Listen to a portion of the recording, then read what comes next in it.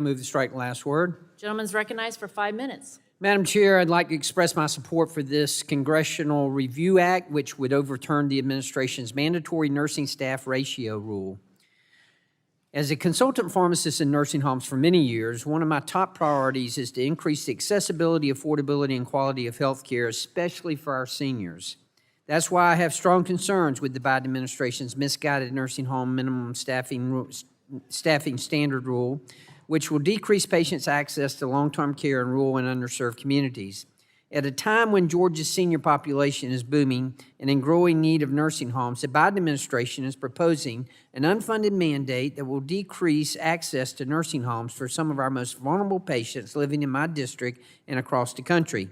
Reports show that if the minimum staffing rule were to be implemented, almost 80% of facilities would be forced to close. Again, reports show that if the minimum staffing rule were to be implemented, almost 80% of facilities would be forced to close. As a result, more than 9,600 vulnerable seniors in Georgia could be out of a home when facilities are forced to turn away admission or close their doors for good. This will force seniors and their families in my district to drive hours away to higher cost, more distant facilities. Nursing homes are not suffering from a lack of mandates. They're facing a lack of nurses. This rule would only make things worse for our seniors and the health care providers who support them. That is why I'm supporting this legislation to repeal this unfunded staffing mandate that would decrease seniors' access to facilities across rural Georgia and could force many to close.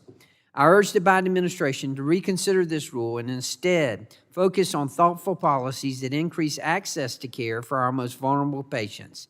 That's why I urge my colleagues to support this resolution before us today. Thank you, Madam Chair, and I yield back.